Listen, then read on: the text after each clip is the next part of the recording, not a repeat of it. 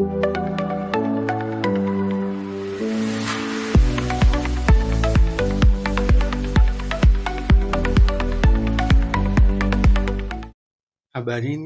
karibuni tena kwenye mafunzo kuhusu afya. Pengine umeshawahi kusikia watu wanasema kwamba mtu akitolewa bandana hawezi kucheka tena. Tutaenda kuangalia swala hili kwa undani na tujifunze ukweli ni upi na sayansi inasema nini kuhusu jambo hili. Karibuni tujifunze kwa pamoja.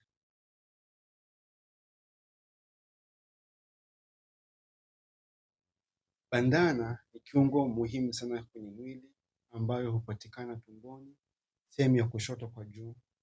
Ina kazi kuu mbili sana kwenye mwili.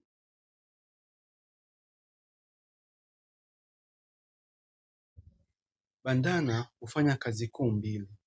Kazi ya kwanza ambayo ndio kazi kubwa sana huwa unasafisha damu kwa kuondoa seli ambazo zimeharibika au ambazo zimezeeka.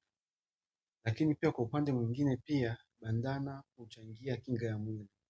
Kuna bakteria ambao tunawaita encapsulated bacteria ambao bandana kazi yake kubwa inatusaidia kupingana na maambukizi dhidi ya bakteria hao.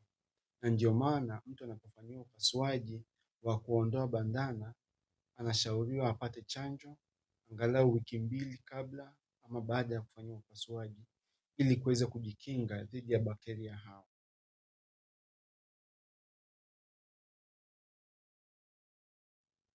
Sasa kuna sababu kuu mbili bandana huweza kutolewa. Sababu kuu ya kwanza ni mtu anapopata ajali, anapoumia au anapoanguka na bandana kuharibika. Mara nyingi inampasa daktari kuweza kuiondoa hasa kama inavuja damu kwa kiwango kikubwa sana. Ingawaje kwa maendeleo sasa hivi ya kisayansi inategemea na bandana imeharibika kiasi gani ili kuweza kuondolewa, lakini basically sababu kuu ya kwanza ni mtu aliyepata ajali au aliyeumia alafu bandana ikaharibika. Hapo inabidi bandana itolewe hasa kama inaleta changamoto kwenye damu kuvuja kwa wingi sana.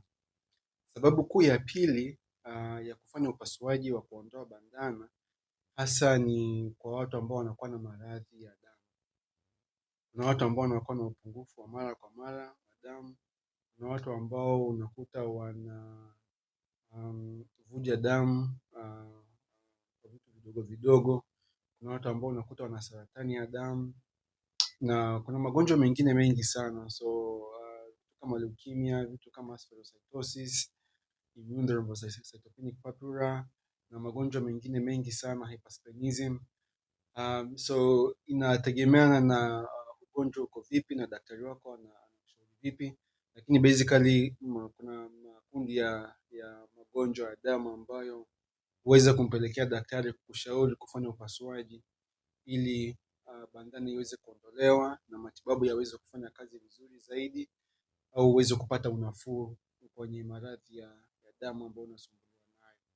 Kwa hiyo hizi ni sababu kuu mbili ambazo tunaweza kufanya upasuaji ili kuweza kuondoa bandana.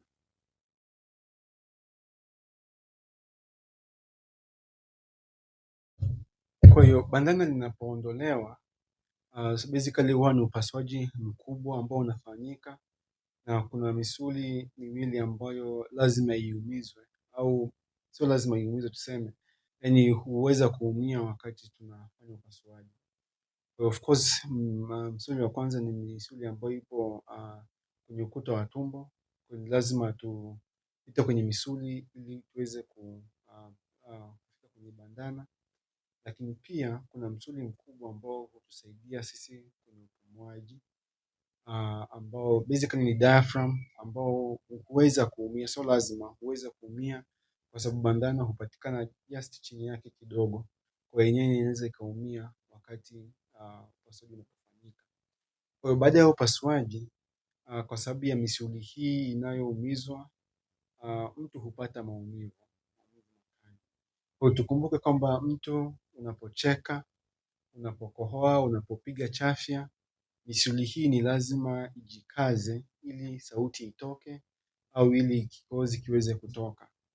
Kwa hiyo misuli hii inapoumizwa kwa kupitia upasuaji mwili hujifunza namna ya namna ya kuzuia vitu ambavyo sio vya lazima tuseme. Kwa hiyo kwa sababu kucheka kunaleta maumivu, kwa hiyo ubongo unajifunza kwamba mimi ninapocheka maumivu yatakuja. Kwa hiyo yani basically kicheko kinakuwa ni kama vile maumivu. Kwa hiyo ndio maana unakuta mtu baada ya kufanyiwa upasuaji wa kuondoa bandana na akapata maumivu haya makali au misuli hiyo ya diaphragm pamoja na mingine ikaumizwa, sio kwamba mtu hawezi kucheka, mtu anacheka, lakini ni kwa sababu ubongo unajifunza kwamba kicheko kinapotoka maumivu yanaambatana. Na ndio maana unakuta kuna baadhi ya watu wakifanyiwa upasuaji, sio kwamba hawacheki, lakini ni kwamba wakicheka wanapata maumivu. Kwa hiyo ndio maana kicheko kinakuwa suppressed kwa namna hiyo, lakini sio ukweli kwamba ukitolewa bandana basi huwezi kucheka tena. Nimefanya upasuaji kadhaa wa kutoa bandana, na labda kama wagonjwa wananificha, lakini sijawahi kupata mtu ambaye analalamikia kwamba hawezi kucheka. So usually ni kwa sababu ya maumivu. Kwa hiyo maumivu yakiwa controlled vizuri, usually mtu anaweza akarudia maisha yake ya kucheka kama kawaida na asipate madhara mengine. I hope umejifunza kitu. Shukrani sana kwa kunisikiliza. Make sure umelike, umesubscribe, na washirikishe pia na watu wengine ili tuweze kujifunza kwa pamoja. Asanteni.